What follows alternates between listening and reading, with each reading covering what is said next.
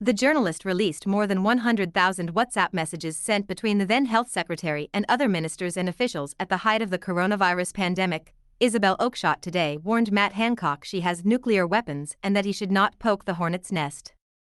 The journalist is at the center of a row about the leak of the former health secretary's WhatsApp messages. Mr. Hancock gave the messages to Ms. Oakeshott as they collaborated on his memoirs, but she subsequently handed them to the Telegraph, which has sparked a flurry of stories based on the correspondence. Ms. Oakeshott today insisted she does not want to get into a war of words with the West Suffolk MP.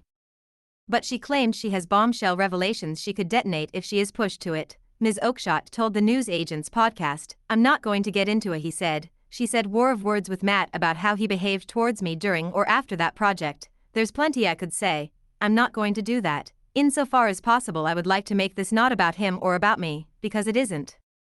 We are so not going to get into the moral high ground, trust me, I'm not going to deploy nuclear weapons, but I have them," Ms. Oakeshott added. He should not poke the hornet's nest, podcast host Lewis Goodall pressed, because there are things you could say which would be very damaging to him?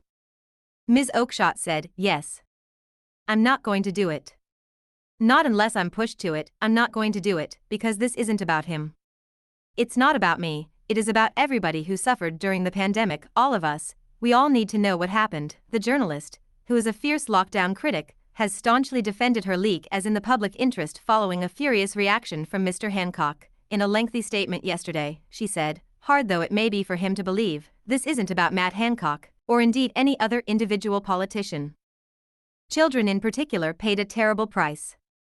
Anyone who questioned an approach we now know was fatally flawed was utterly vilified, including highly respected and eminent public health experts, doctors and scientists. So far from being protected, the NHS may never recover, as millions of patients condemned to year-long waiting lists are discovering. Meanwhile, the economy is in smithereens.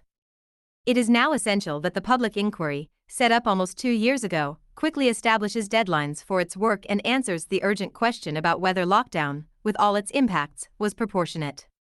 These issues must be addressed well before the next general election. Against this backdrop, the Telegraph expose is clearly in the overwhelming public interest. The outpouring of support I and the paper have had from ordinary people who suffered and are still suffering the consequences of the mistakes we are exposing shows how desperately the nation wants answers.